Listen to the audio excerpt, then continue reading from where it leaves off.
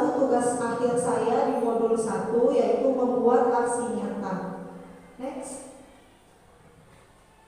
Tujuannya yaitu untuk menyebarkan pemahaman budaya positif kepada rekan guru di SMPN 2 Kaliwedi.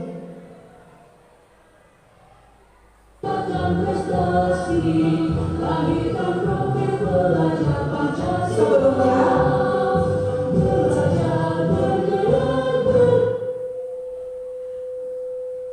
kembali lagi. Sebelumnya perkenalkan, beliau-beliau ini adalah mentor-mentor saya pada program pendidikan guru penggerak. Yang pertama yaitu fasilitator Linda Pindaswara MPD. Yang kedua pengajar praktik Bapak Mas Nali SPD. Sebelumnya kita biar makin semangat ya, karena udah siap. Saya perkenalkan dulu, ada yang namanya Mas Guru Penggerak. Coba Bapak Ibu guru di sini dalami artinya dari lagu tersebut. Kita bareng-bareng berdiri ya, terus langsung menyanyikan lagu Mas Guru Penggerak.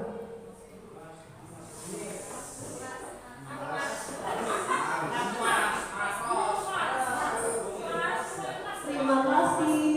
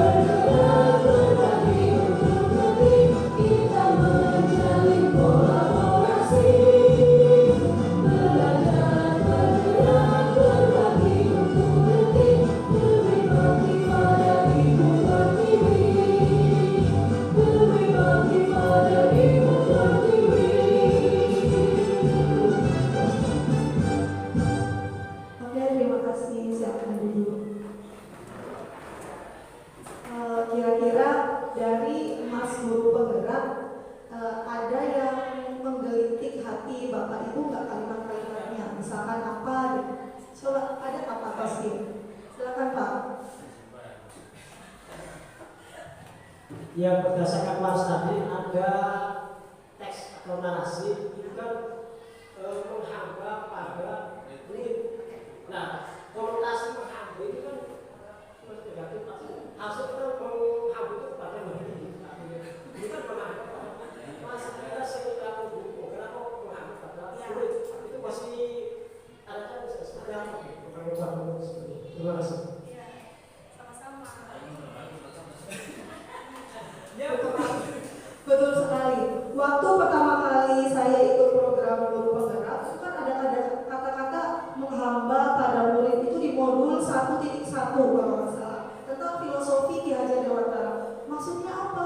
Menghamba pada murid, kita nggak menghamba pada murid aja murid udah kayak gimana ya?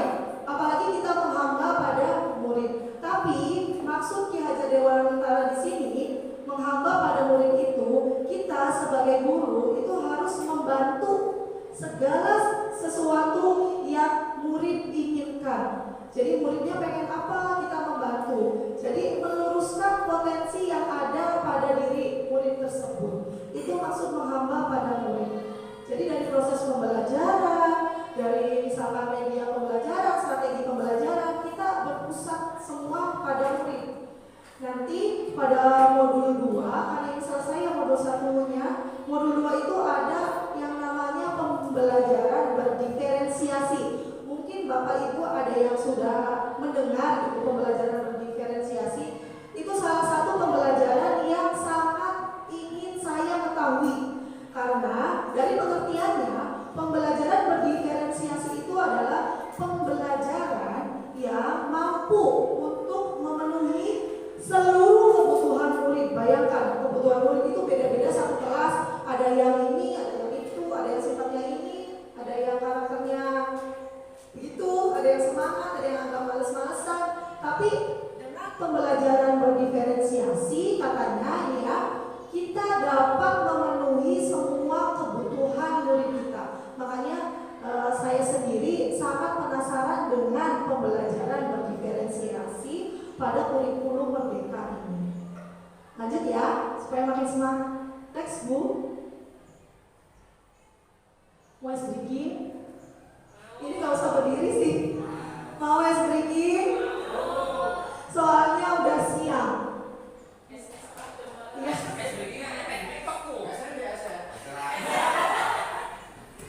Paras. Lanjut ya. Es breakingnya di sini kalau di TikTok mah asapnya udah biasa, kayak udah ada kahar. Jadi kita nyanyi aja ya es breakingnya biar cepet ya. Tapi mohon maaf kalau suara saya agak sedikit bagus. luar biasa. Ikuti ya, biar dibantu maksudnya suara saya. Iya. Ayo kawan, kita berjumpa lagi. Tengok kanan, tengok kiri, kedipkan mata ting-ting, sekali lagi ting-ting. Nah gitu. Jadi nadanya begitu. Bu Hana bisa nengok ke Pajel, Bu Hana bisa besok ke Bu Haji.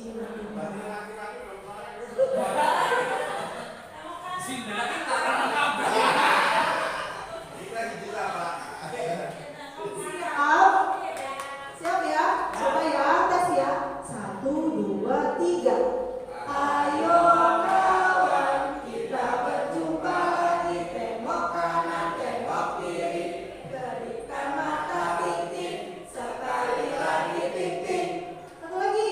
Ayo kawan, kita berjumpa lagi. Senyum kanan, senyum kiri, kedipkan mata ting-ting, sekali lagi ting-ting. Lagi, ada lagi. Ayo kawan, kita berjumpa lagi. Tepuk kanan, tepuk kiri, kedipkan mata ting-ting, sekali lagi ting-ting. Nah, ini jangan sampai nanti muntah ya. Ayo kawan, satu lagi. Ayo kawan, kita berjumpa lagi. Salam kanan, salam kiri, assalamualaikum. Waalaikumsalam. Oke, tepuk tangan buat kita semua. Langsung aja ya, udah siang soalnya. Nah, ini adalah konsep-konsep yang nanti saya akan coba terangkan, yaitu konsep-konsep budaya positif. Ada 8. Yang pertama yaitu paradigma perubahan paradigma belajar. Yang kedua yaitu disiplin positif. Yang ketiga nilai-nilai kebajikan. Yang keempat itu motivasi perilaku manusia. Yang kelima kebutuhan dasar. Yang keenam, posisi kontrol restitusi. Yang ketujuh, keyakinan kelas. Dan yang terakhir yaitu segitiga restitusi. Oke, kita satu-satu ya. Yang pertama, perubahan paradigma belajar. Alhamdulillah sekolah kita kan sudah menerapkan kurikulum merdeka sudah 2 tahun ya. Menggeser paradigma belajar itu sebenarnya tidak mudah karena di kelas 9 masih kuntilas. Nah, di sini perubahan paradigma belajar yang pertama yaitu di kurikulum merdeka, pembelajaran itu berorientasi pada penguatan kompetensi dan pendidikan karakter. Jadi yang dibentuk itu karakternya yang nanti tujuannya sesuai dengan dimensi profil pelajar Pancasila. Insya Allah di sini mah sudah pada tahu ya, profil pelajar Pancasila kan ada. Nah, ya, terus ya, kritis dan mandiri. Siapa gue? Kalau nggak salah Pak Jelani itu bisa Pak Paras menyanyikan lagu profil pelajar Pancasila. Bisa. Oh kan pelajar Pancasila, pelajar Pancasila berlima. Serius?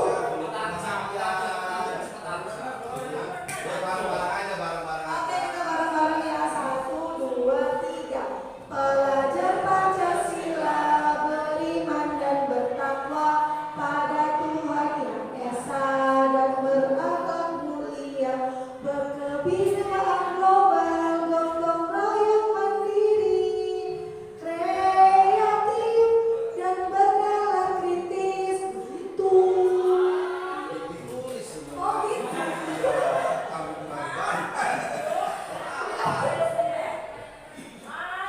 Mungkin kurang jelas ya. Ya, jadi itu termasuk perubahan paradigma belajar yang sudah menggeser dari mutilas ke merdeka belajar. Waktu modul 1 itu ada 3 konsep filosofi ajaran Dewantara yang menurut saya benar-benar mengubah pola pikir saya. Yang pertama, katanya pendidikan itu adalah proses menuntun anak sesuai dengan kodrat yang dimiliki atau potensi yang dimiliki. Di kodratnya ada kodrat alam sama kodrat zaman ya. Dan mengibaratkan siswa itu bukan kertas kosong. Kalau dulu kan kertas kosong yang guru lalu mengisinya dengan pena. Tetapi ternyata itu ada miskonsepsi. Harusnya siswa itu bukan kertas kosong, tapi kertas yang memiliki garis-garis sama. Dan kita sebagai guru itu wajib buat menuntut anak menebalkan ya garis-garis yang sama-sama tersebut.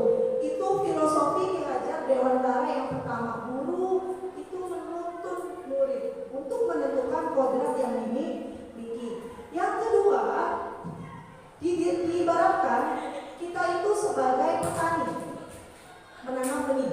Ada lagi, itu filosofi Ki Hajar Dewantara yang kedua. Dan memang menurut saya juga masuk ke dalam logika saya. Kita sebagai pendidik itu diibaratkan petani, murid sebagai benih, karena kan mereka masih bisa tumbuh ya. Dan sekolah itu sebagai ladang. Dan kita sebagai guru, karena kita petani ya, jadi menumbuhkan benih tersebut supaya tumbuh subur tanpa ada hama. Itu bagaimana caranya? Dan sebagai guru kita wajib mengetahui hama-hama atau misalkan permasalahan-permasalahan yang ada pada diri murid. Itu filosofi yang kedua. Yang ketiga, yang terakhir yang tadi kata Pak Tosin, menghamba pada murid. Awalnya emang menghamba pada murid kok agak aneh. Ternyata iya. Ya nanti coba. Iya.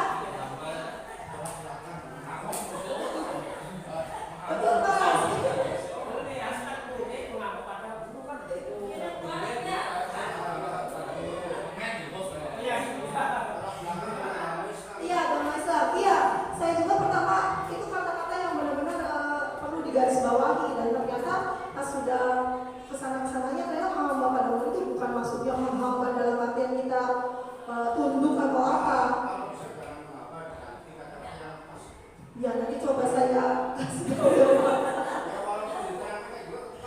Ya.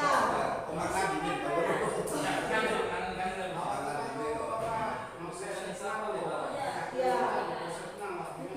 Ya takutnya ya Pak.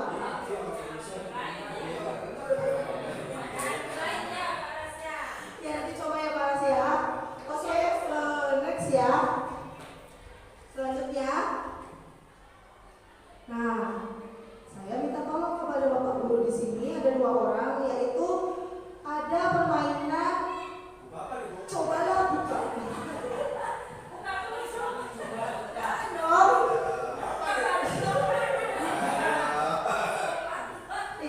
Jadi nanti ada yang berperan sebagai A dan ada yang berperan sebagai B.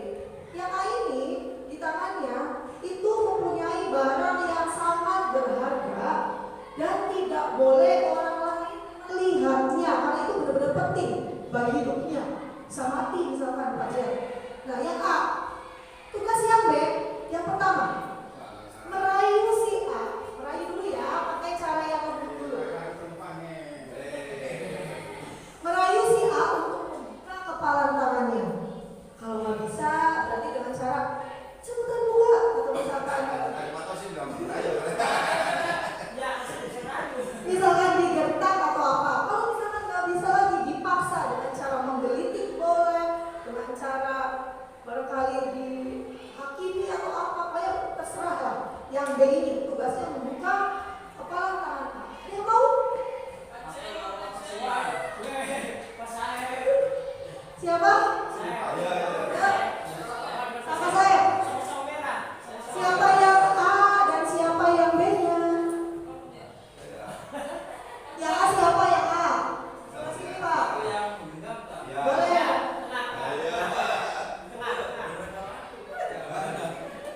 Oke, berarti pas saya yang A ya. Berarti pas saya di sini ada barang-barang pas saya nih. Pokoknya iya, nggak boleh lepas ya.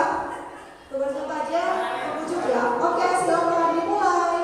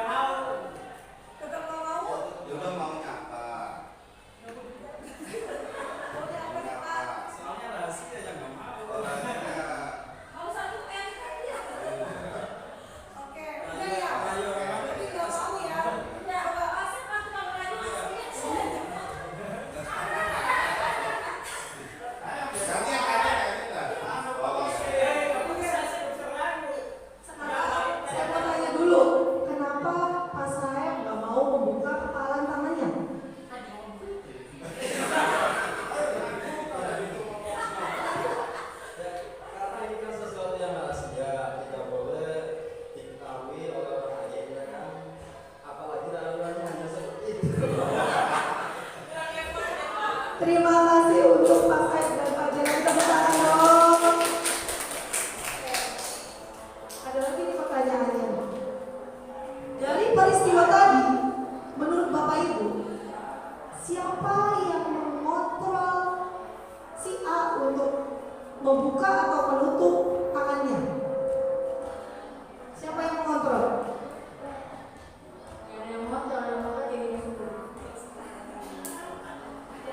Ini ada hubungannya dengan materi selanjutnya yang mengontrol diri sendiri, yaitu ya hanya dia sendiri, nggak ada. Walaupun tadi dirayu dengan wanita yang tadi ya, terus dirayu dengan memberikan uang.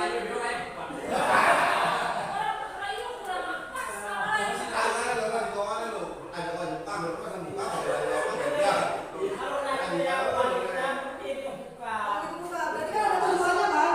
Nah, Pak Said juga kalau mau buka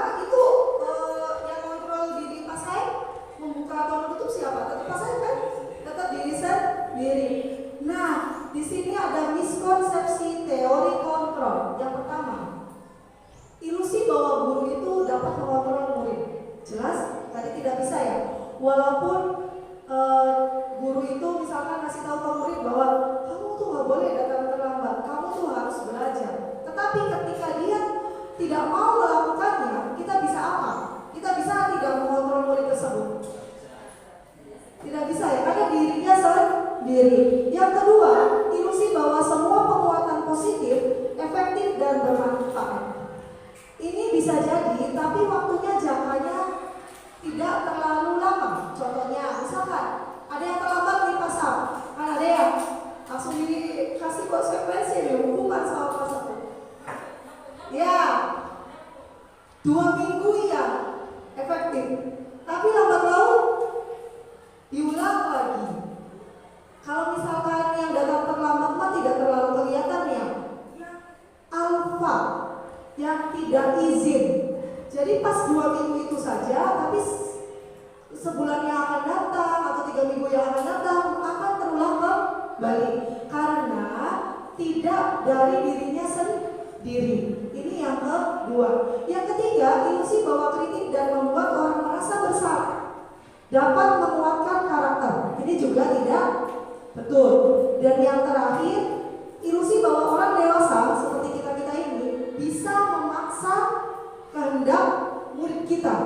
Ya awalnya berhasil, tapi lambat laun gagal juga karena motivasi intrinsik dalam diri mereka belum tumbuh. Ini ya miskonsepsi tentang makna kontrol. Next. Yang ketiga yaitu merubah dari paradigma stimulus respon pada kurikulum 2013 kepada pendekatan teori kontrol. Jadi ini perubahan kurikulum dari Kurtilas ke kurikulum Merdeka. Yang pertama kan stimulus respon itu ada di kurikulum 13 ya. Katanya kebutuhan kita itu sama, sedangkan di teori kontrol kebutuhan semua orang itu berbeda-beda. Yang kedua, semua orang melihat hal yang sama, padahal setiap orang memiliki pandangan yang berbeda. Saya berpendapat seperti itu, belum tentu Fajar berpendapat yang sama. Yang ketiga, kita mencoba mengubah orang agar berpandangan sama dengan kita, tetap nggak bisa ya. Kalau teori stimulus respon itu seperti itu. Kalau di teori kontrolnya, kita berusaha untuk memahami pandangan orang lain melihat dunia. Jadi ada toleransinya. Yang keempat, perilaku buruk dilihat sebagai suatu kesalahan. Betul tidak Bapak Ibu? Kalau ada orang yang berbuat salah, kalau berbuat buruk itu bisa dibilang kamu salah gitu kan ya. Langsung ya kita ngejudge murid atau apa itu yang kamu lakukan itu salah. Tetapi ternyata semua perilaku yang murid lakukan itu ada tujuannya. Dan memang nanti saya akan menceritakan sedikit ada beberapa kasus yang memang benar murid itu melakukan hal tersebut itu memiliki tujuan karena ada kebutuhan mereka yang belum terpenuhi. Nanti itu di next ya materi berikutnya. Nanti setelah itu orang lain kontrol saya. Kalau di teori kontrol hanya Anda yang bisa mengontrol diri Anda. Terus pemaksaan ada pada saat bujukan gagal. Kayak tadi Fajar pas udah gagal meraih pas saya jadinya dipaksa, tapi tetap tidak bisa.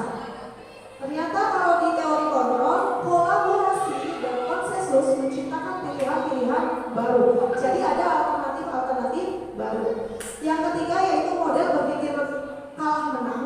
Kalau teori kontrol itu nggak ada kalah menang, nggak ada yang kalah, tapi menang. Oke, next. Sekarang disiplin positif. Mau tanya dulu nih, ada yang tahu nggak disiplin itu apa sih? Disiplin yang kata kalau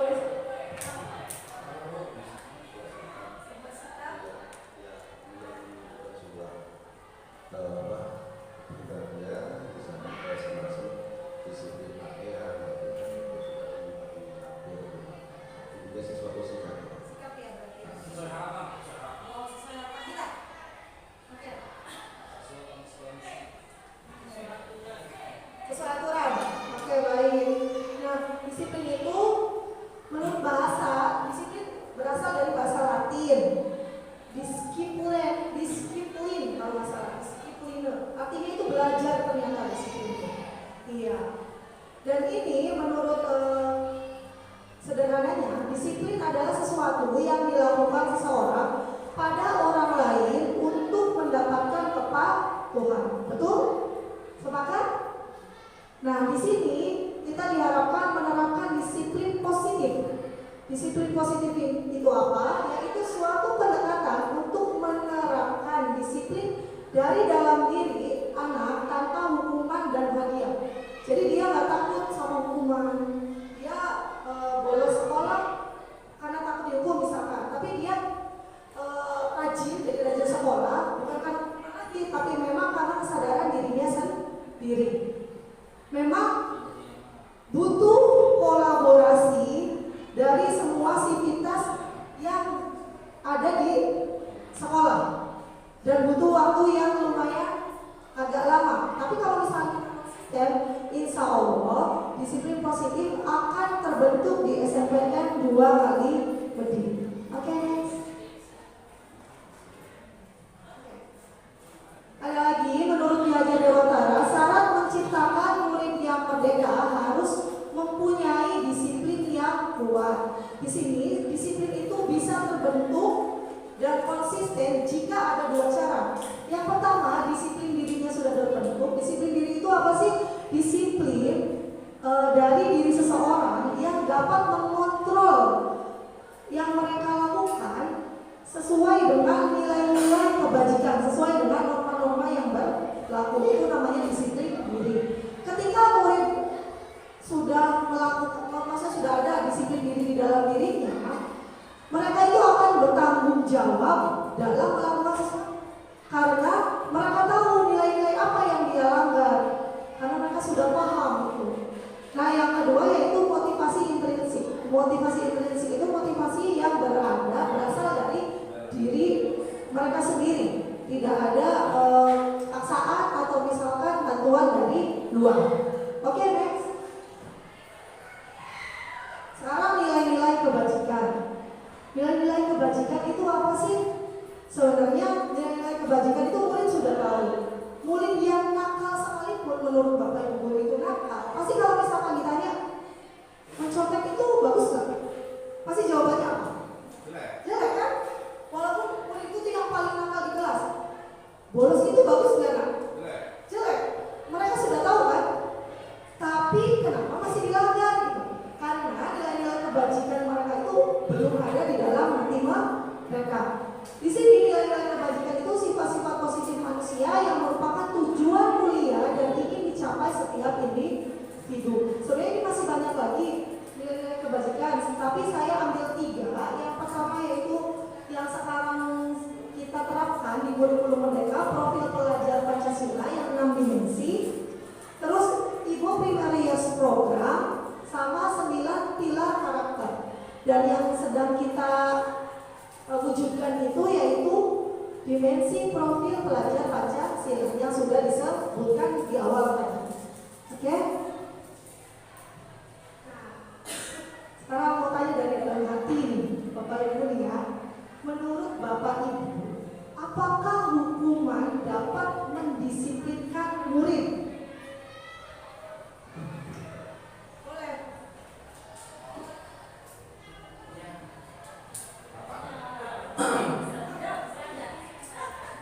Kalau membaca pertanyaan itu kemudian dikaitkan dengan apa yang sudah disampaikan tentang disiplin kebijakan yang positif tadi di dalam hati, ya jawabannya tidak akan berpengaruh besar terhadap anak selama dalam diri anak itu sendiri tidak tumbuh dan disiplin positif.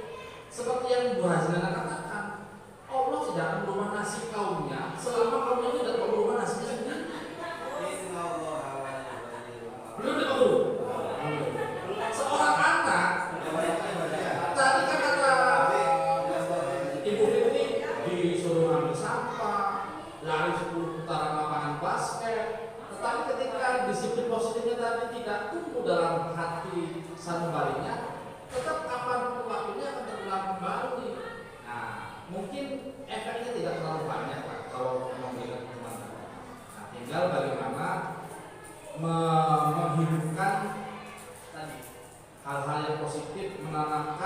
dalam hati sanubari anak itu bahwa itu tuh tidak baik. Tinggal tantangannya bagaimana menyadarkan anak, menanamkan konsep baik tadi di dalam hati sanubari anak. Sekalian masalah yang kedua, apakah penghargaan itu dapat meningkatkan motivasi murid? Reward. Iya, betul. Apakah penghargaan dapat meningkatkan motivasi murid? Saya sebagai manusia, ketika saya melakukan sesuatu yang baik, yang benar, ketika mendapatkan reward dan direspon positif oleh orang-orang di sekitar saya, sekecil apapun itu reward, pasti itu akan memberikan motivasi terhadap saya untuk mengulangi lagi kebaikan atau sesuatu yang baik tadi. Jadi reward itu menurut saya perlu untuk menguatkan ke anak bahwa hal baik harus tetap terpelihara karena akan mendapatkan reward. Terima kasih. Ada lagi? Asai. Guru BK. Menurut pasangan, penghargaan dapat meningkatkan motivasi murid. Apakah penghargaan dapat meningkatkan motivasi murid? Tapi saya nggak begitu concern mengenai jawabannya pasal. Jadi kalau ini pendapat saya ya. Kalau menurut saya untuk penghargaan dapat meningkatkan motivasi itu bisa saja, tapi tingkatannya ya kadarnya sifatnya itu sementara, kalau bisa tidak kekal, karena itu pengaruhnya pada pribadi dari orang tersebut. Apakah dia memang benar-benar mengharapkan penghargaan itu, atau sifat pribadinya aslinya ya baik atau tidak. Jadi kalau selama orang tersebut kepribadiannya tetap malas, ya walaupun dikasih penghargaan pun sifatnya sementara, jadi tidak kekal, intinya tidak kekal. Lain lagi kalau sudah mendapatkan hidayah. Itu aja mungkin ya. Terima kasih Mas Ayat. Mungkin ada yang lain yang di depan, Ya. Yang kedua Pak. Silakan. Apakah penghargaan dapat meningkatkan motivasi murid? Kalau menurut saya, suatu penghargaan dapat meningkatkan motivasi. Artinya apa? Jadi apa yang dia lakukan itu benar-benar penghargaan. Walaupun dia adalah seorang siswa. Karena pengalaman anak saya sendiri, ya ketika saya memberikan sesuatu, padahal dia nggak menang, tapi menurut saya dia menang. Dia berlomba, dia menang di lomba, tapi saya menang, bahkan saya kasih piala, dia merasa senang, sehingga dia termotivasi untuk membawa itu. Itu salah satu contoh ya. Walaupun tadi kata Pak Said tergantung bagaimana orangnya, tapi paling tidak ketika kita menghargai apa yang dilakukan oleh orang lain, saya yakin orang lain itu ada semacam sebuah motivasi, pasti ada. Saya yakin pasti ada. Yang namanya motivasi pasti muncul. Walaupun motivasi itu apakah 10%, 20% atau 20%, tapi sedikit untuk merubah apa yang ada pada diri. Jadi ya saya Ada lagi? Terima kasih Pak Jelani. Ada lagi? Tapi luar biasa guru BK kita ya benar. Salah kayak CGP nih kayaknya.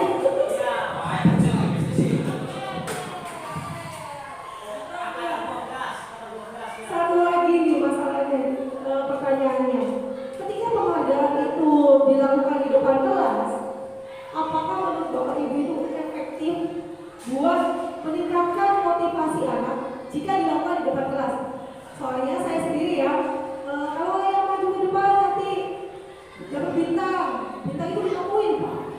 Jadi nilai rapotnya mereka naikkan 5 poin. Ya. Ya, kan kalau dilakukan di dalam kelas itu bagaimana? Ini awal mulai ya, sebelum saya ikutan CDP saya dikasih reward, tapi rewardnya bukan bentuk barang, tapi bentuk kayak jempol, hebat, bintang. Misal bintang sih biasanya bisa atau checklist.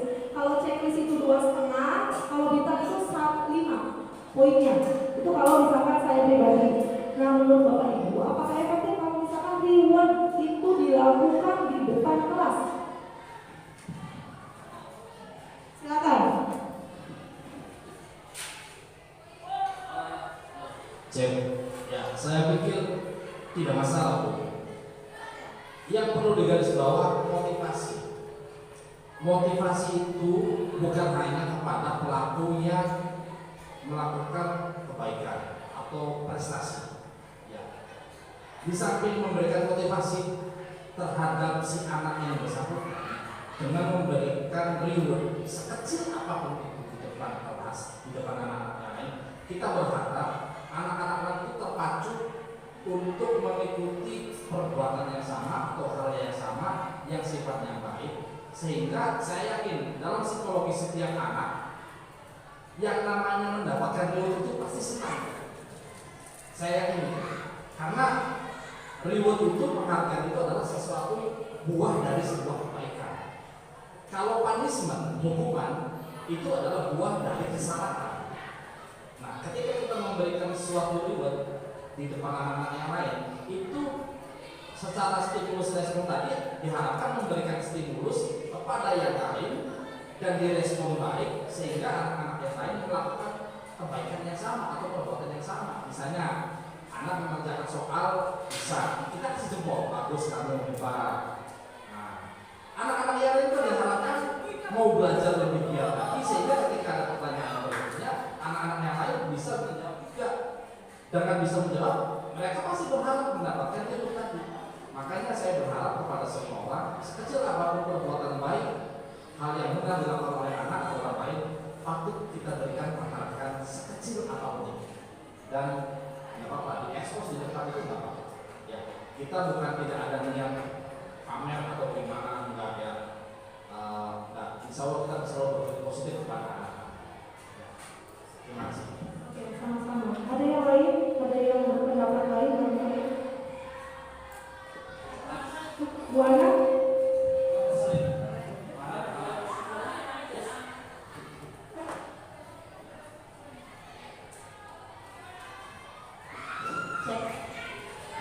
Menurut saya hampir sama ya seperti yang dipaparkan oleh Mas Rudi. Jadi kalau untuk reward penghargaan itu mungkin bisa saja dilakukan di depan anak-anak yang lain, ya, di depan kelas, untuk menunjukkan motivasi yang lain agar melakukan hal yang sama. Tapi kemungkinan itu kan nggak berefek untuk semua ya, untuk semua siswa. Karena ada juga siswa itu yang biarpun temannya ada yang dapat reward gitu, tapi dianya udah nggak apa-apa gitu, biarin aja. Ada yang mungkin seperti itu. Tapi sisi positifnya kemungkinan yang lebih banyak yang termotivasi. Jadi menurut saya ya tidak masalah gitu untuk memberikan penghargaan atau reward di depan kelas. Terima kasih Bu Ana. Oke, coba saya paparkan sedikit ya. Awal mula saya mendengar kata reward atau misalkan penghargaan sama.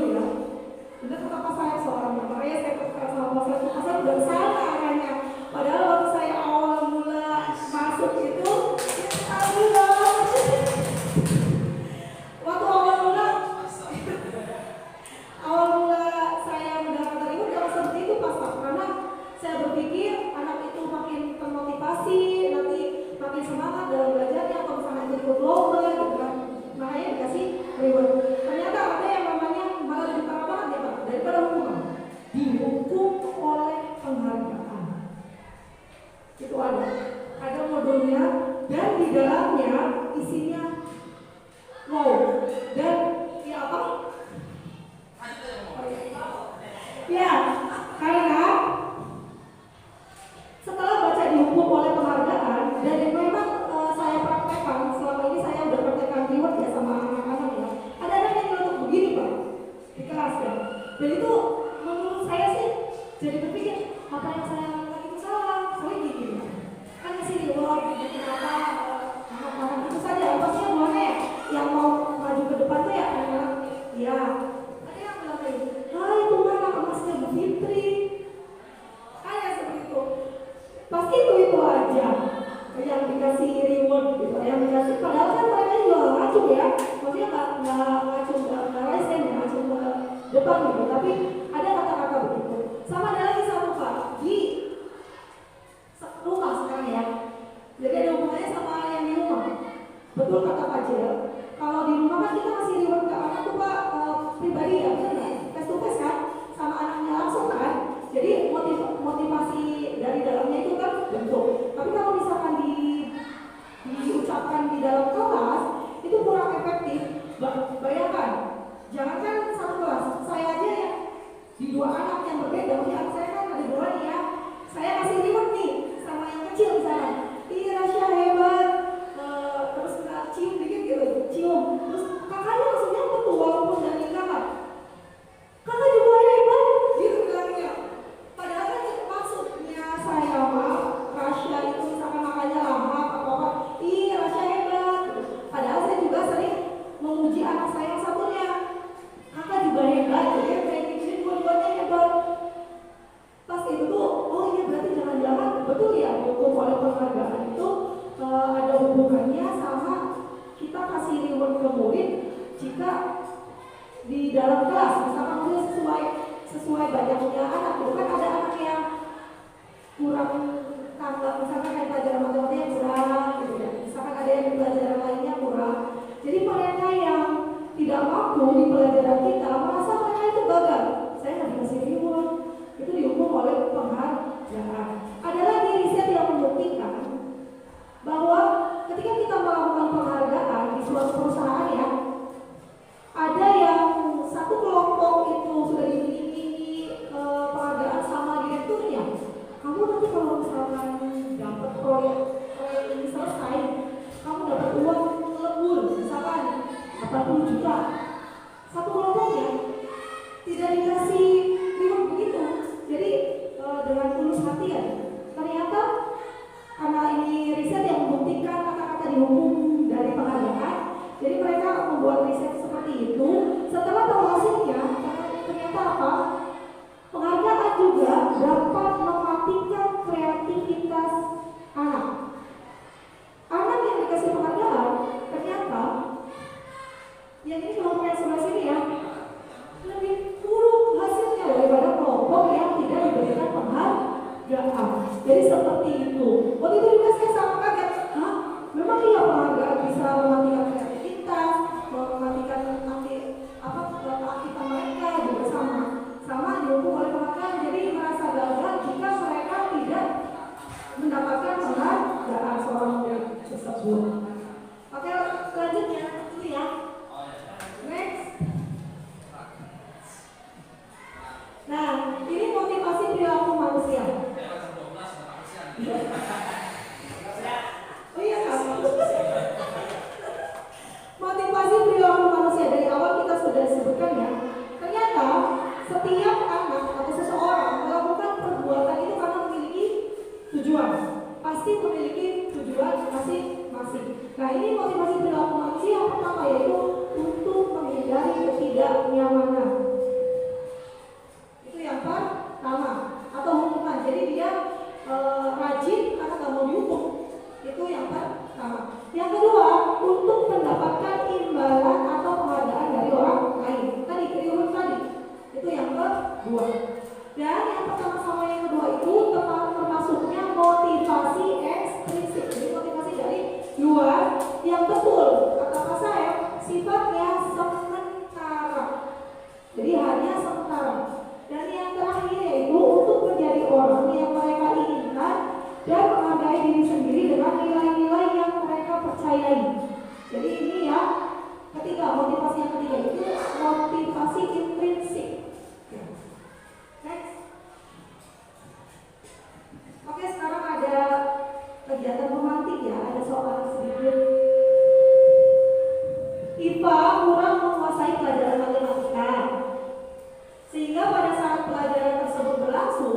Dia lebih banyak berdiam diri atau menggambar di buku pelajarannya. Pada saat itu, guru matematika ya, namanya Mas Seno, menanyakan pertanyaan kepada Iva. Terus Iva menjadi gugup dan tak sengaja menjatuhkan tasnya dari kursi, serta tiba-tiba menjadi gagap pada saat berupaya menjawab. Seluruh kelas pun tertawa melihat perilaku Iva yang bicara tergagap dan terkejut tersebut. Pak Seno pada saat itu malah membiarkan teman-teman Iva menertawakan Iva, malah meminta Iva untuk ke depan dan berdiri di depan kelas sambil menunjuk hidungnya. Jadi suruh berdiri sambil menunjuk hidung. Dari kejadian tersebut, maka anak-anak semakin gaduh kan, sampai semakin menertawakan Iva. Menurut Bapak Ibu di sini, next Bu, apakah Bapak Ibu itu setuju dengan tindakan Pak Seno terhadap Iva? Mengapa? Ada yang mau jawab? Hati Senior. Saya setuju Bu. Ya karena Iva ini sudah nggak bisa matematika, malah tertawaan pula. Itu tadi iya. Itu barangkali sikap seperti itu kurang baiklah seorang guru harus membiarkan teman-temannya mentertawakan Iva yang secara kurang mampu di pelajaran tersebut. Itu menurut saya. Ada yang lain? Next. Yang kedua, menurut Anda tindakan Pak Seno terhadap Iva adalah hukuman atau konsekuensi? Mengapa?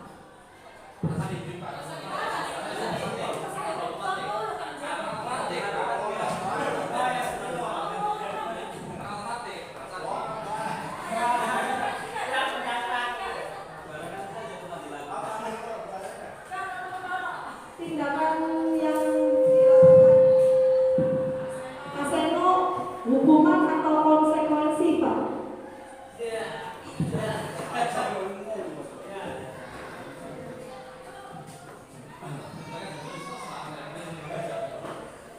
Tindakan yang dilakukan oleh Pak Seno, murid menurut dirinya sih itu ada hukuman, ya.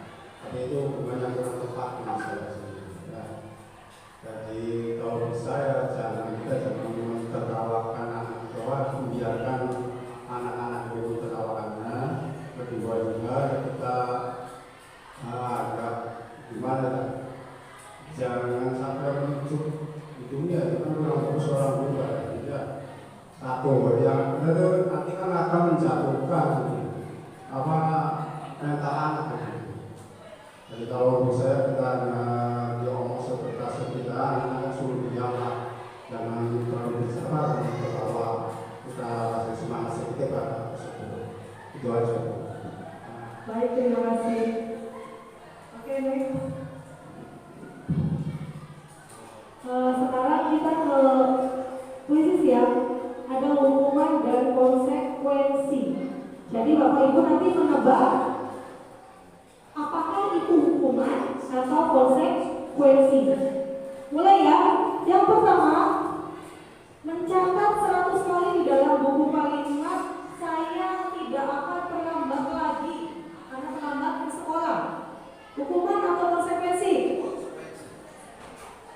Hukuman atau konsekuensi? Ada yang konsekuensi, ada yang hukuman. Kenapa Pak Saya? Hukuman Pak. Tolong jangan berani.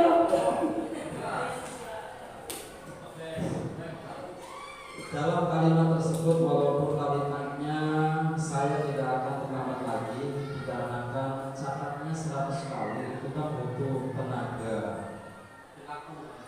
ya perbuatan ya. Kalau menurut saya tergantung daripada tujuan yang menurutnya.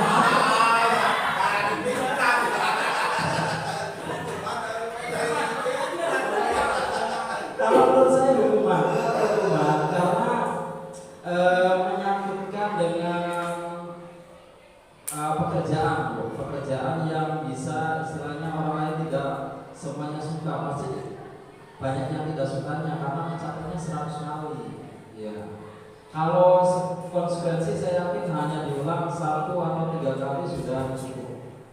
Terima kasih, itu aja. Assalamualaikum. Bu Haji, barangkali ingin berbagi pendapat hukuman ya?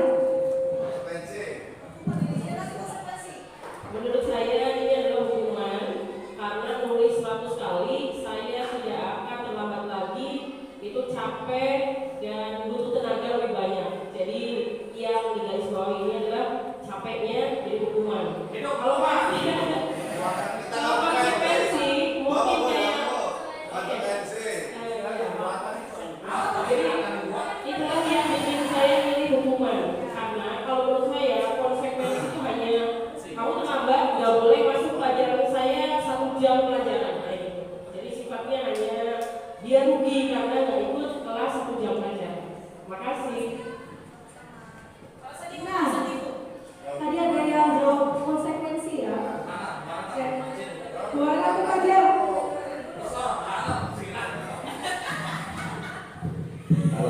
Kalau menurut saya sebuah konsekuensi kita melihat dari kalimat ini, saya tidak akan terlambat lagi, itu adalah sebuah konsekuensi.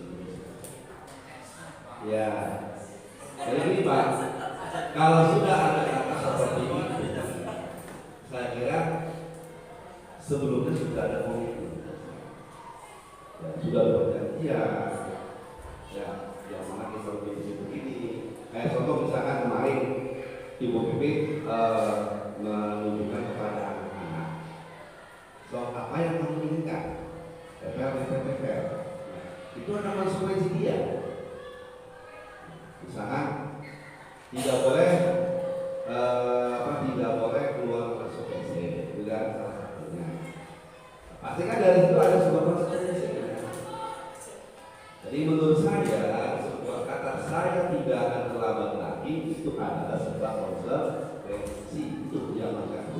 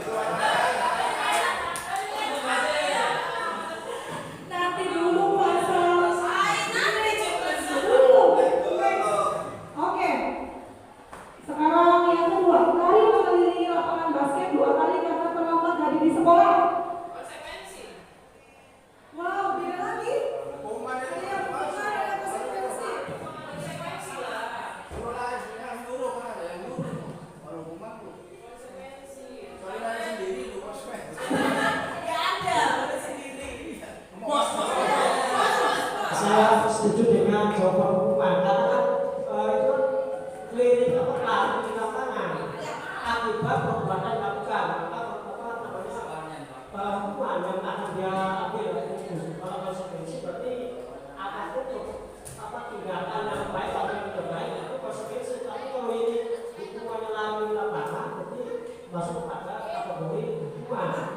Coba kita buka ya, nanti kita nggak Konsekuensi. Konsekuensi. Hukuman, oke. Silakan Bu.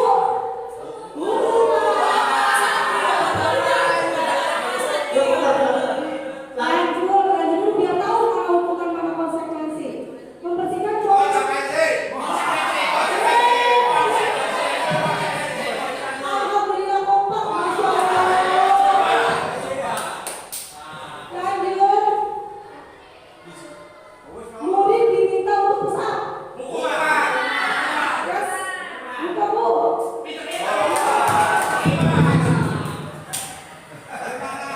Lanjut. Menggantikan konsekuensi.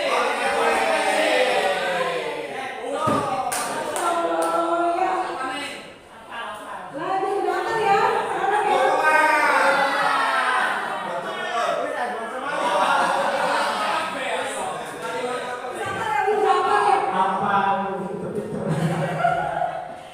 Yang sabar ya Bu Bun.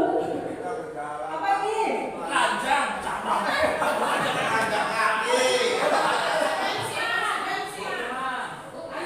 Masih ada yang beda. Masih ada yang beda. Karena diminta. Konsekuensi.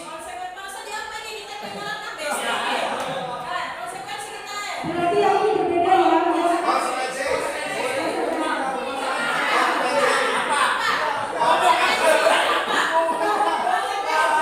Iya Bapak.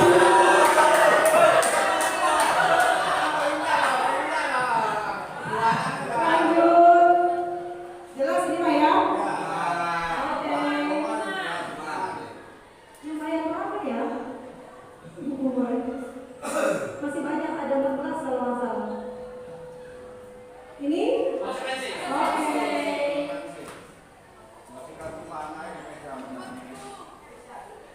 Kehilangan 10 menit jam istirahat untuk mengerjakan Konsekuensi.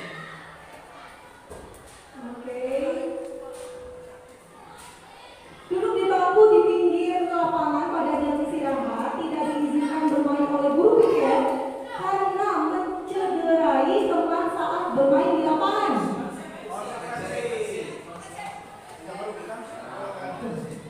Ya.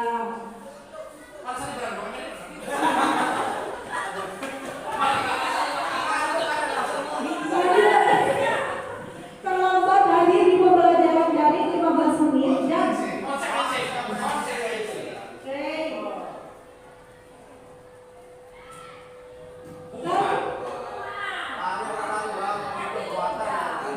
awas, ada pengecoh.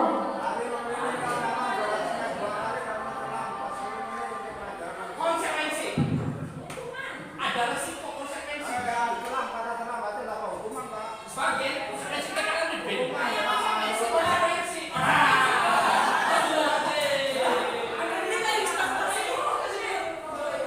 Lanjut, satu lagi. Membersihkan WC sekolah karena menggunakan pensil lawannya.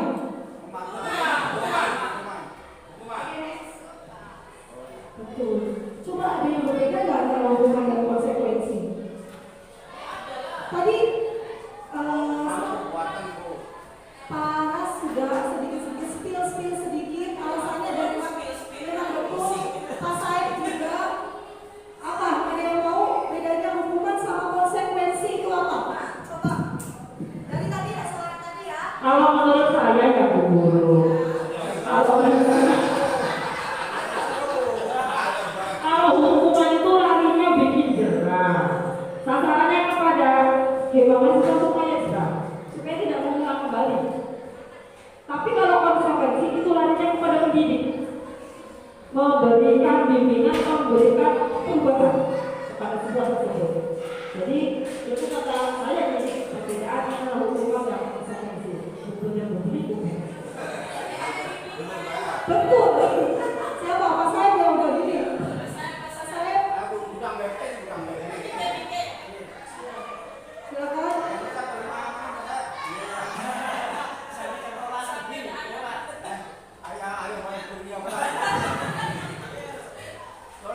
Bedanya hukuman dengan konsekuensi ya. Kalau hukuman itu perbuatan yang diminta tanpa disertai rasa ikhlas oleh yang pelakunya. Kalau konsekuensi itu adalah lebih ke arah rasa tanggung jawab dari yang melakukannya. Itu aja, makasih.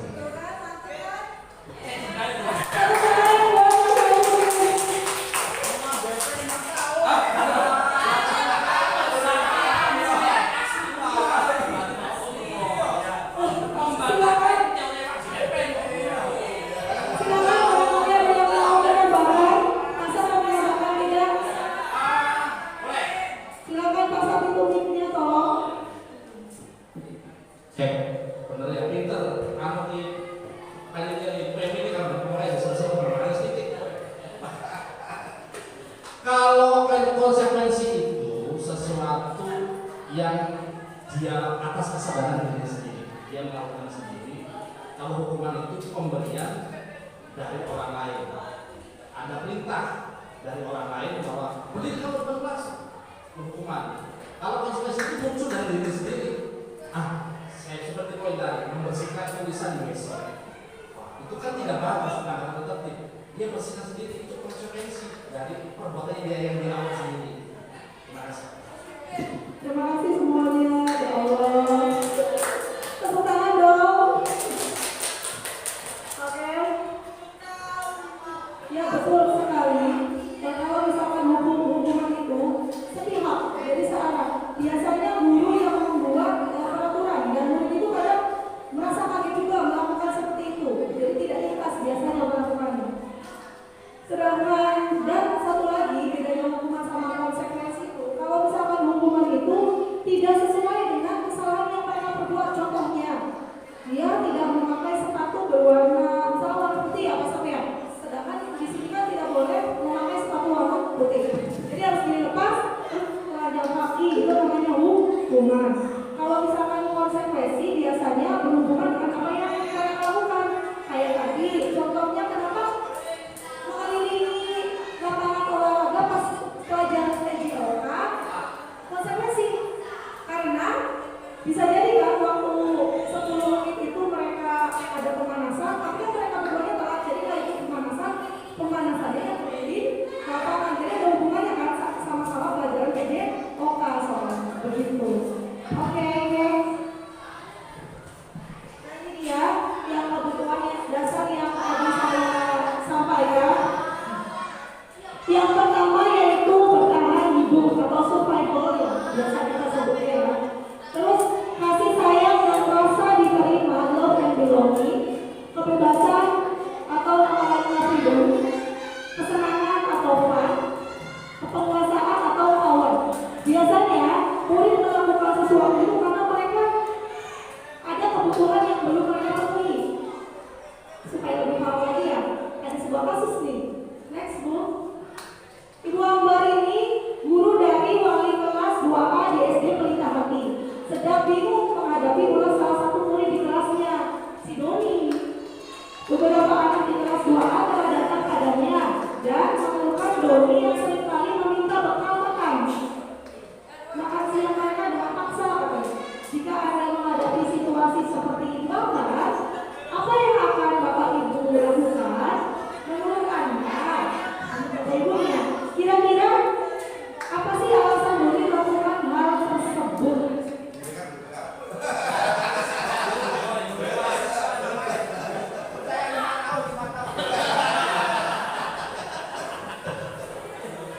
Guru matematika lebih pengalaman.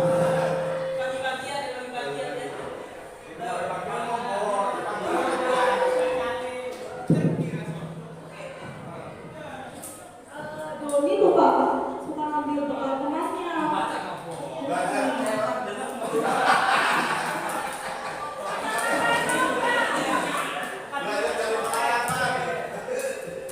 Doni tuh sering mengambil bekal temannya pada jam istirahat. Jadi anak-anak pada protes, menurut Bapak nih apa yang akan Bapak lakukan? Terus kira-kira alasan Doni tuh mengambil bekal temannya itu kenapa? Kan soalnya berbeda di pasangannya. Ya, terima kasih.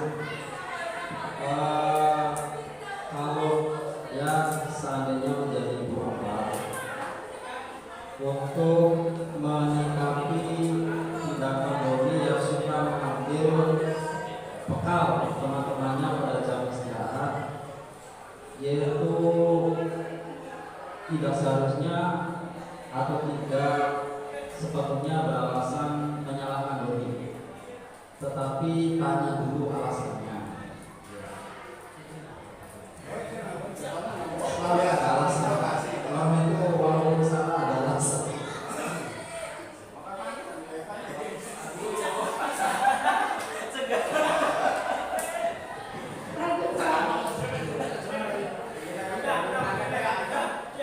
Kalau seandainya alasan tersebut dari doi memang doi melakukannya dengan sengaja, berarti kita harus memberikan pemahaman atau arahan khusus untuk doi. Begitu juga ketika doi beralasan dia misalnya tidak pernah dibekali oleh orang tuanya, sehingga dengan kekuatannya dia karena merasa kuat mungkin akan mengambil makanan temannya yang dianggap temannya itu lemah. Dan kita juga harus apa yang dilakukan oleh doi dengan arahan yang benar. Itu aja. Terima kasih. Assalamualaikum warahmatullahi wabarakatuh.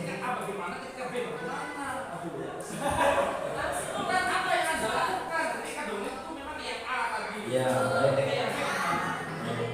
Terima kasih. Nanti kalau saya kurang tepat yang menggunakan itu kesiswaan.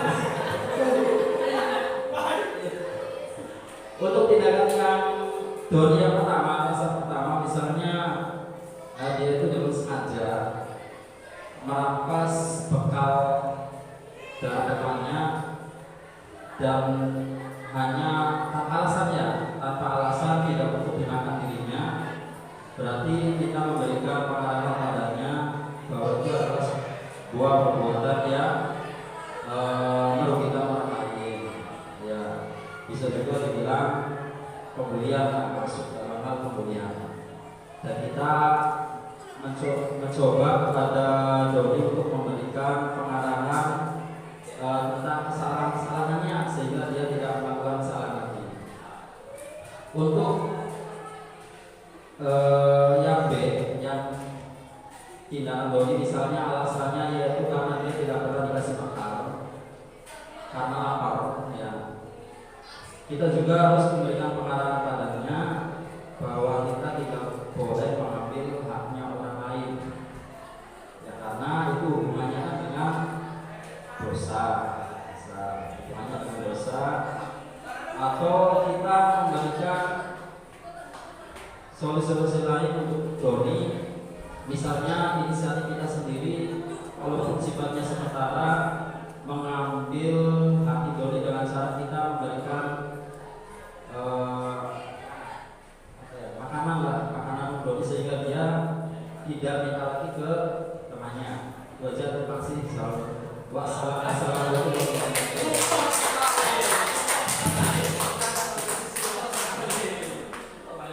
Dengan istimewa jawabannya sudah dua ya sama Pak Said, dan itu betul kata Pak Said, setiap kesalahan ada alasannya, ada tujuannya. Nah, ini next ya. Jawaban dari doi kan berbeda-beda ya.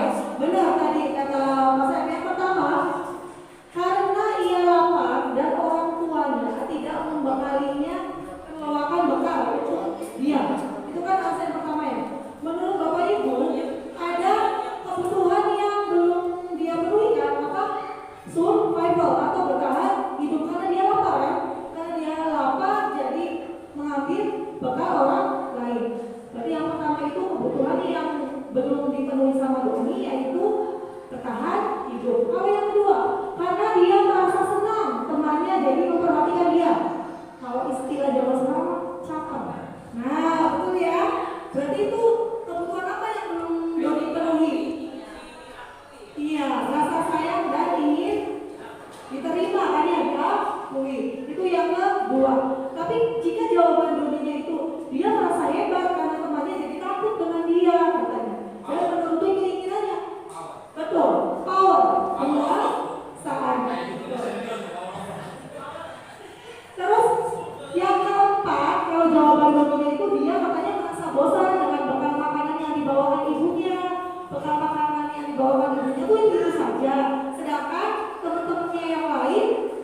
macam-macam. Kalau itu apa ya kira-kira kebutuhan yang tidak dipenuhi?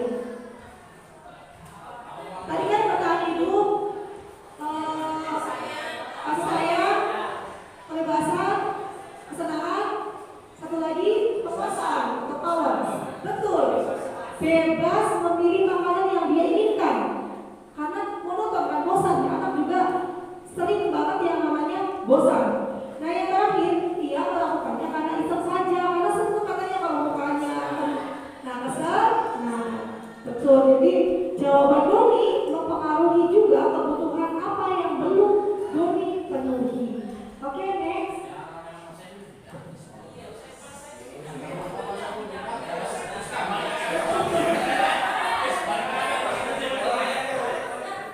Jangan dong.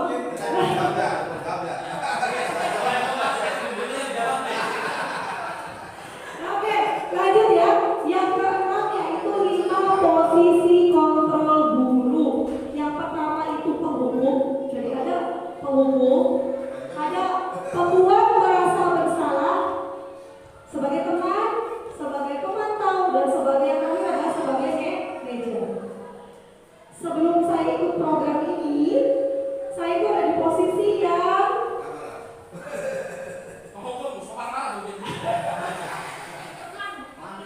ya, biasanya ketiga sama keempat, tapi kalau keempat ini tergantung sama kondisinya.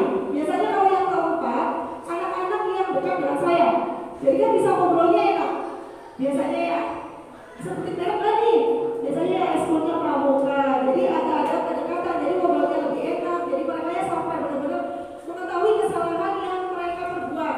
Kalau memantau, kalau teman ini biasanya yang biasa di kelas saja. Dan sesekali saya akui, saya juga sebagai penghukum sesekali tapi ya. Idealnya yang paling bagus itu dari 5 posisi kontrol ini yaitu posisi sebagai manajer. Oke, next.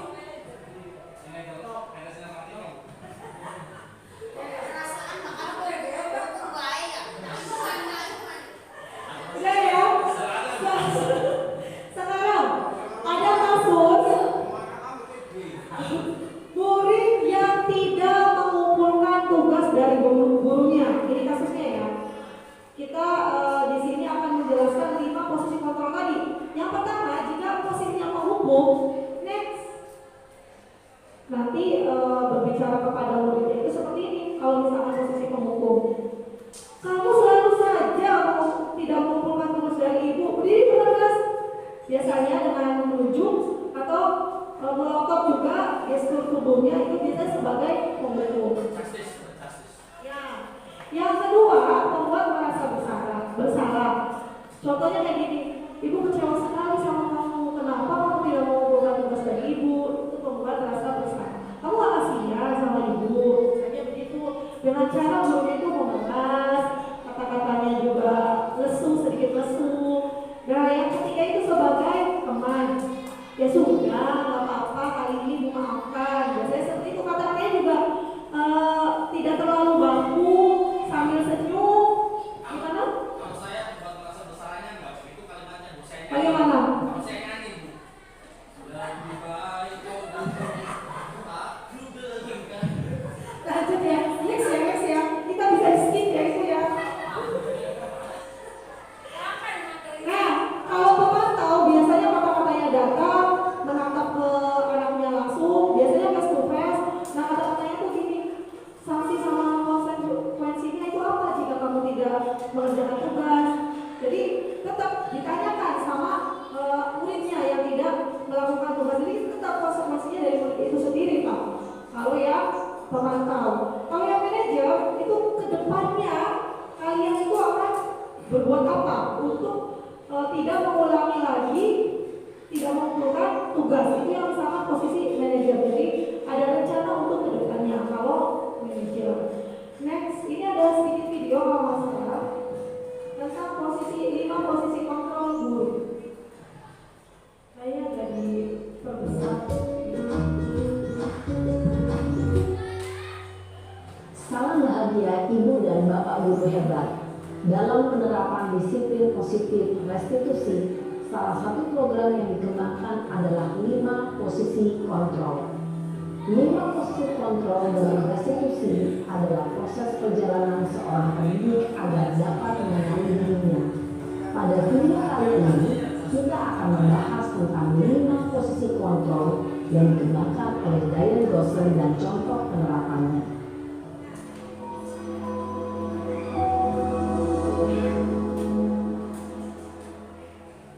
5 posisi kontrol itu adalah 1. Posisi penghukum, 2. Posisi pembuat merasa bersalah, 3. Posisi teman, 4. Posisi pemantau atau monitor, dan 5. Posisi manajer. Untuk lebih memahami kelima posisi tersebut, mari kita saksikan kasus Naren yang terlambat hadir 20 menit di sekolah dan melihat bagaimana kelima posisi kontrol dalam menghadapi masalah tersebut.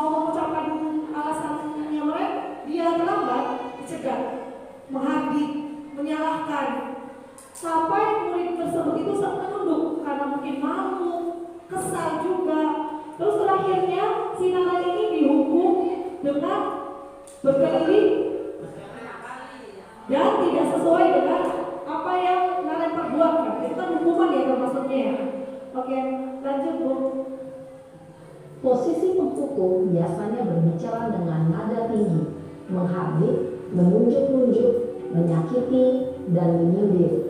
Hukuman bisa berupa fisik maupun psikis. Ibu dan bapak guru hebat. Dampak yang terjadi pada murid ketika guru berada pada posisi penghukum adalah murid cenderung akan memberontak, bahkan menyimpan dendam.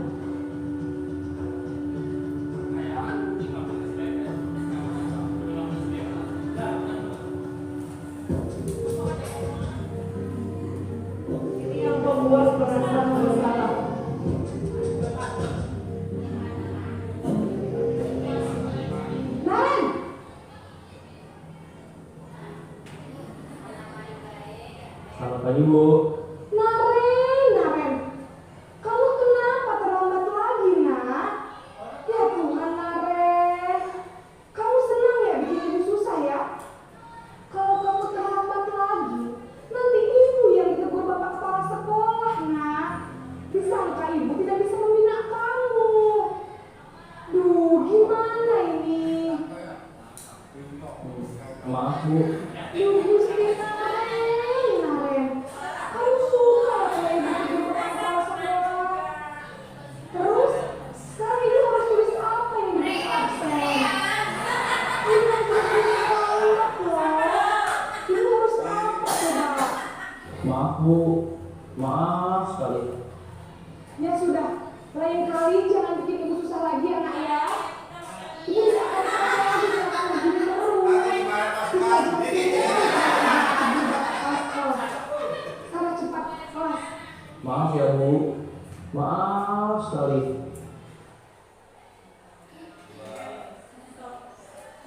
Tadi sempat mendengar ya, kalau misalnya ternyata ada guru di sini yang seperti yang ditampilkan di video, membuat merasa bersalah.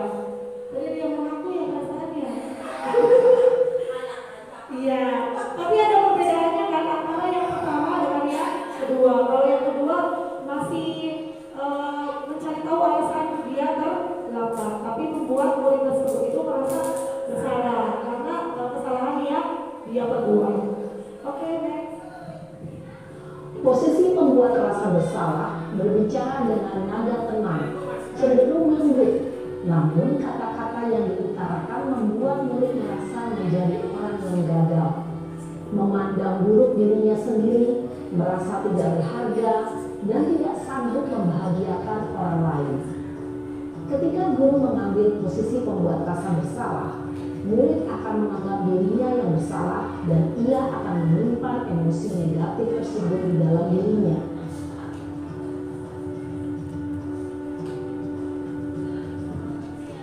Salam posisi teman.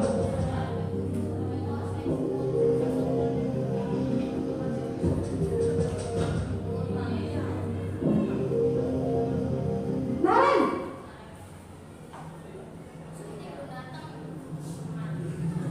Selamat pagi Bu. wah, sudah jam berapa ini nak? Terlambat lagi ya sayang. Iya Bu, tadi ibu saya udah ngomongkan saya Bu. Kamu mana ibu kamu? Kamu bukannya anak yang larinya paling kencang? Kok terlambat sih? Iya Bu, saya memang terlambat bangun tadi.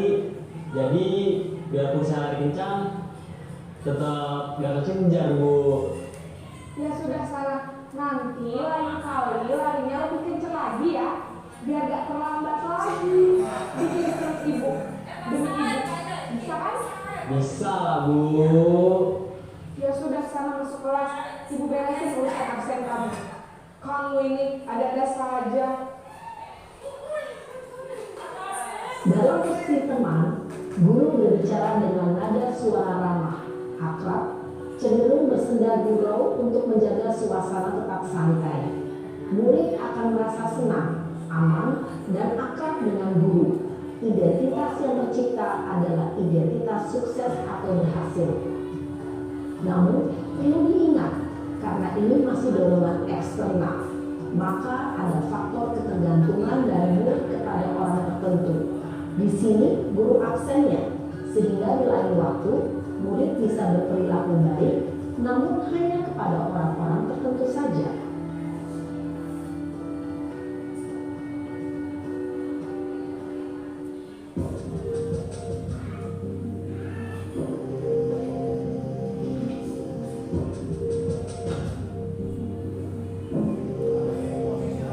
Naren,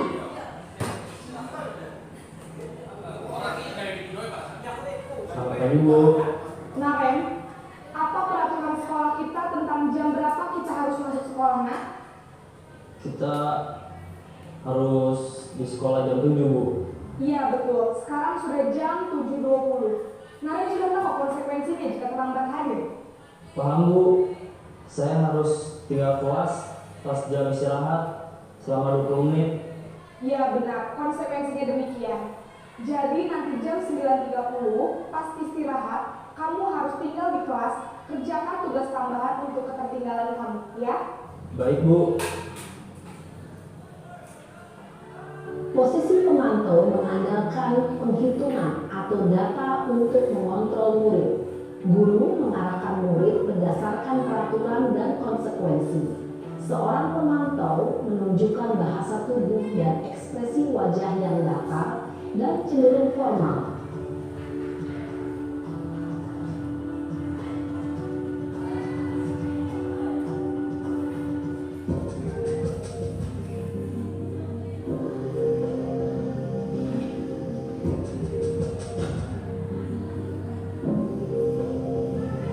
Naren,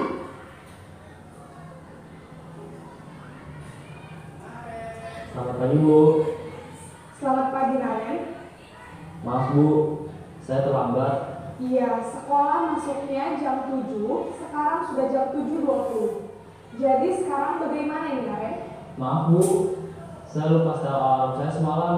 Baiklah, menurut kamu, keyakinan sekolah yang mana yang perlu kamu tingkatkan? Menghargai diri sendiri dan orang lain mungkin ya Bu. Setuju. Jadi, apakah Naren meyakini prinsip saling menghormati tersebut? Iya Bu, saya meyakininya. Apakah Naren bersedia memperbaiki masalah keterlambatan ini? Bersedia Bu. Bagaimana kamu akan perbaiki masalah keterlambatan ini? Saya akan coba untuk tidak lupa menyetel alarm saya Bu. Baik, kalau Naren lupa menyetel alarm di rumah, ada orang yang kira-kira bisa bantu mengingatkan tidak? Ada Bu, kakak saya, Kak Emma. Ada lagi selain Kak Emma? Selain Kak Emma, ada ibu saya. Baik, jadi yang mengingatkan Naren adalah Kak Emma dan ibu kamu ya? Kira-kira akan mulai setel alarm kapan nih Naren? Setelah pulang sekolah, akan segera saya lakukan. Baik, jadi Naren akan setel alarm untuk bangun besok pagi dan akan diingatkan oleh kakak dan ibu dan Naren ya. Ada lagi yang mungkin perlu dilakukan Naren agar tidak terlambat bangun lagi? Tidak ada Bu. Baik Naren, terima kasih untuk kerjasama kamu. Sekarang kamu perlu kembali ke kelas untuk belajar. Baik Bu, terima kasih. Posisi manajer adalah posisi kontrol yang disarankan untuk membimbing murid memiliki sikap disiplin yang positif, yaitu murid yang mandiri, bertanggung jawab, dan dapat memecahkan masalah. Tujuan dari posisi ini adalah agar murid dapat berefleksi atas tindakannya. Guru akan dengan tulus memberikan pertanyaan-pertanyaan bermakna, sehingga membuat murid dapat belajar dari kesalahannya dan mencari sebuah solusi untuk menyelesaikannya. Ibu dan Bapak guru hebat, setelah mengamati adegan kelima posisi kontrol tadi, kira-kira posisi mana yang paling ideal? Posisi mana yang dapat menunjang motivasi intrinsik murid? Ya, tentu posisi manajer. Posisi ini memang posisi ideal yang ingin dituju setiap pendidik. Pada posisi inilah, guru dapat menerapkan disiplin positif yang berpihak pada murid, yang memerdekakan murid. Perjalanan seorang pendidik tentunya tidak mudah untuk sampai pada posisi seorang manajer. Namun, tujuan kita pasti, yaitu menciptakan murid-murid yang mandiri, merdeka, dan bertanggung jawab. Semoga penggambaran 5 posisi kontrol yang telah diperlihatkan ini dapat menjadi ajang refleksi bagi kita semua, agar dapat terus mengasah dan menerapkan disiplin positif yang memerdekakan murid. Mari terus berlatih dan bersemangat. Selamat menerapkan. Salam dan bahagia, Ibu dan Bapak guru hebat.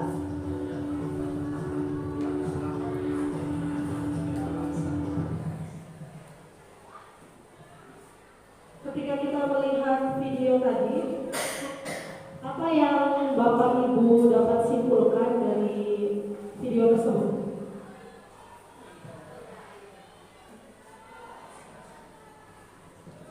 Barangkali ada yang mau merefleksi?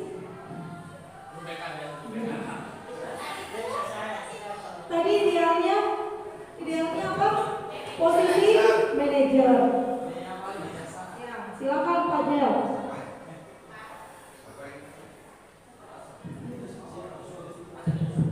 Oke, dari gambaran atau video yang saya tonton tadi ada beberapa variasi di dalam menangani masalah.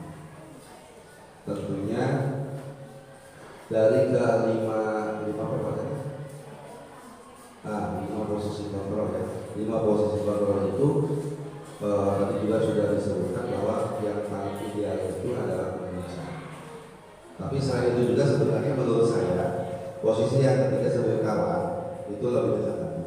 Jadi antara 3 dan 5 menurut saya sudah bagus. Ya, walaupun yang lainnya itu sebenarnya sudah bagus semua. Sebenarnya pasti ada plus minusnya masing-masing. Cuman ideal dari kelima posisi kontrol adalah yang kelima. Mungkin ayolah kita nanti dengan adanya video ini kita belajar bersama bagaimana cara menerapkan manajer di dalam 5 posisi kontrol tadi. Insya Allah dengan seperti itu anak yang ada di kita di sini akan lebih punya pola pikir yang lebih, atau mungkin dia akan nanti terbiasa memecahkan sebuah masalah. Sekecil apapun masalah dia bisa mengatasi dengan pemikiran mereka sendiri. Mungkin itu saja. Terima kasih. Assalamualaikum warahmatullahi wabarakatuh. Waalaikumsalam warahmatullahi wabarakatuh. Terima kasih Pak Jan. Iya betul sekali. Idealnya posisi yang paling bagus itu adalah posisi sebagai manajer. Karena dengan posisi sebagai manajer itu kita diharapkan murid untuk bertanggung jawab dengan apa yang mereka perbuat dan mencari solusi dari apa yang mereka lakukan. Oke, next.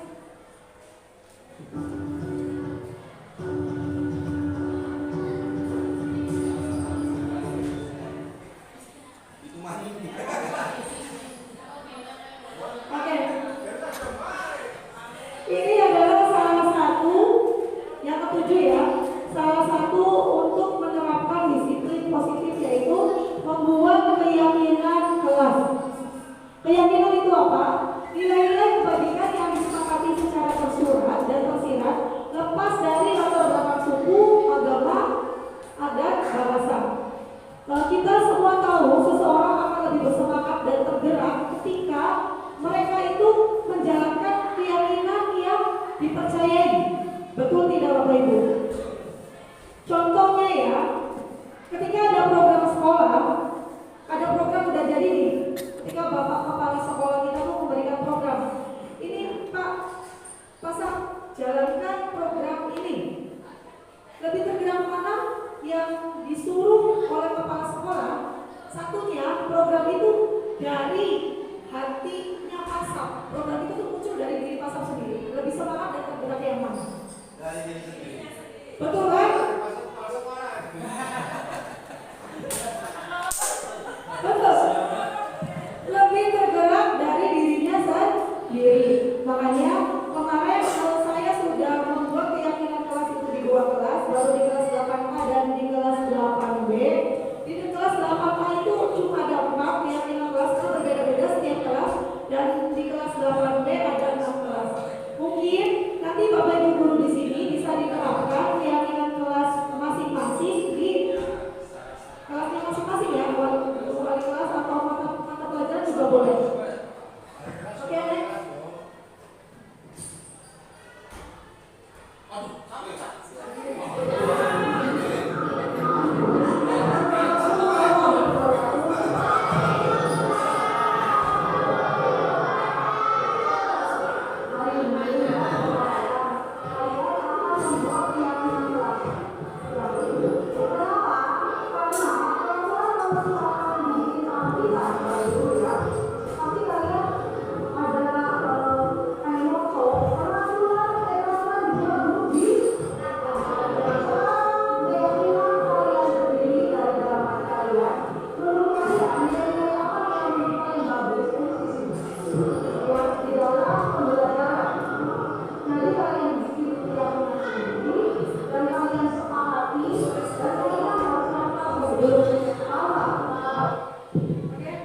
Mungkin suaranya tidak terlalu jelas ya. Jadi saya terangkan di sini. Waktu itu di kelas 8A membuat keyakinan dulu, keyakinan kelas apa yang membuat pembelajaran di kelas itu kondusif. Kita sebagai guru enak menerapkan, dan mereka sebagai murid juga enak menerapkan kita menerapkan di depan. Contohnya keyakinan kelas itu contohnya gini. Misal kita kalau misalkan masuk di dalam kelas, kelasnya kotor tuh gak enak ya. Atau misalkan ada yang sering izin ke WC. Nah, jadi kita kasih pertanyaan tematik kepada mereka. Menurut kalian supaya kondusif pembelajarannya ibu itu pengennya apa aja?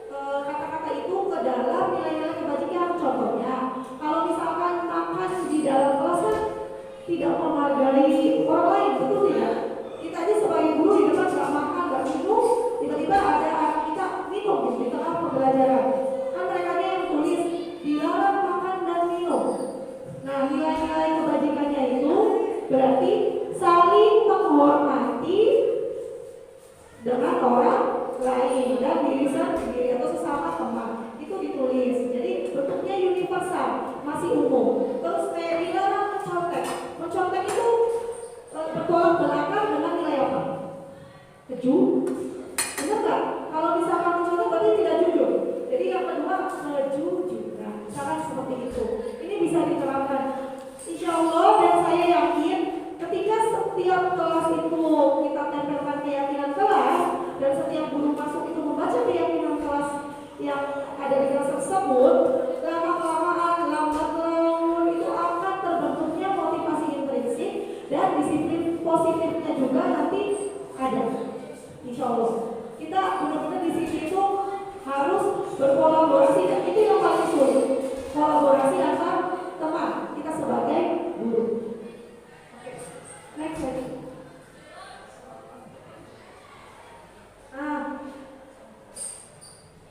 Buahnya juga benar ini ya Bu. Nah ini sticky note-nya di sini anak-anak tuh nulis misalnya dilarang makan di dalam kelas, dilarang ke WC berkali-kali bolak-balik ke WC. Kan itu kata-kata dari mereka ya. Jadi kadang kata-kata dari mereka agak sedikit racun. Kan dilarang mencontek atau misalkan baju harus rapi. Itu dari mereka semua. Ya ada, betul. Tidak boleh pacaran di kelas. Iya ada. Oke, guys. Nah dari keyakinan kelas kita ke restitusi. Tadi kan udah ya hukuman, konsekuensi. Satu lagi yang paling ideal itu dalam menangani masalah itu adalah restitusi. Iya. Restitusi itu sebuah penanaman disiplin positif pada murid. Dengan restitusi itu membantu murid menjadi lebih memiliki tujuan, disiplin positif dan memuliakan dirinya sendiri ketika mereka berbuat salah. Dan perilaku mereka juga karena ini motivasinya sudah dari dalam ya, intrinsik. Jadi perilaku mereka itu tidak membutuhkan penghargaan atau menghindari hukuman kayak gitu. Dan karena apa? Karena dengan restitusi ini polisi itu sudah meyakini nilai-nilai kebajikan yang menurut mereka benar. Kalau restitusi, kalau maksudnya dari keyakinan kelas dulu ya, keyakinan kelas terus baru kita mengadakan restitusi. Oke, next. Diharapkan dari restitusi itu ketika murid berbuat salah, guru itu menanggapi dan memungkinkan murid untuk membuat evaluasi internal. Jadi mereka yang mengevaluasi diri mereka sendiri, mereka yang mencari solusi mereka sendiri. Setelah itu memperbaiki kesalahan mereka dan akhirnya mereka mendapatkan harga diri mereka untuk kembali ke kelompoknya. Mereka tidak merasa malu karena mereka tahu kesalahan yang mereka perbuat itu manusiawi dan bisa dicarikan solusinya. Oke, next. Langkah-langkah segitiga restitusi. Yang terakhir ya. Yang pertama itu menstabilkan identitas, yang kedua itu validasi tindakan yang salah, dan yang terakhir yaitu menanyakan keyakinan. Sebenarnya dari videonya Naren itu sudah ada kalimat-kalimat restitusi. Ini adalah contoh penerapan segitiga restitusi yang saya buat. Waktu itu ada anak yang memakai sepatu warna hitam warna Ibnu kelas 8C. Next. Mungkin gak terlalu jelas suaranya. Ibnu dan Ibnu Baika sepatunya beda. Nah ini menstabilkan identitas yang pertama ya.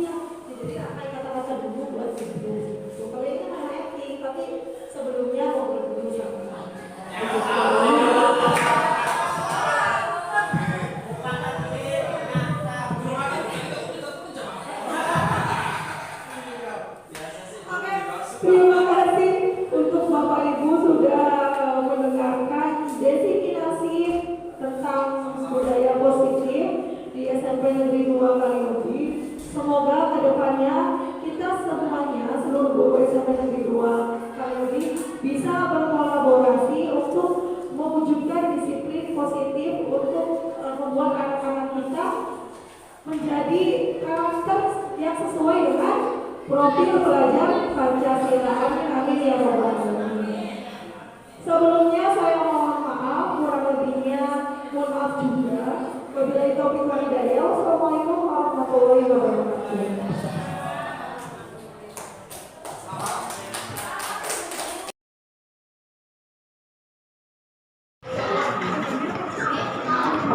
Assalamualaikum warahmatullahi wabarakatuh.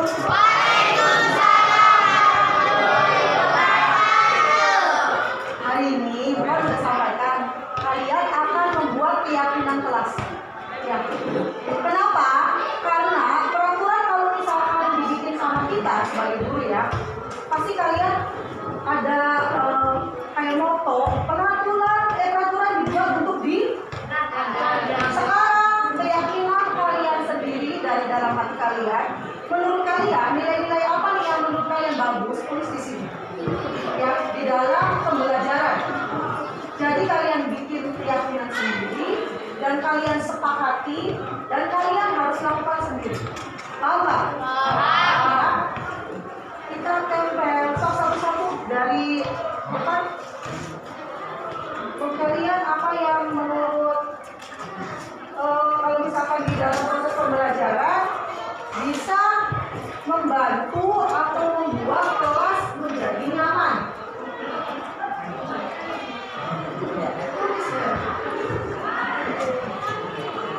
Kalau udah langsung tempel ya, cepat aja ya.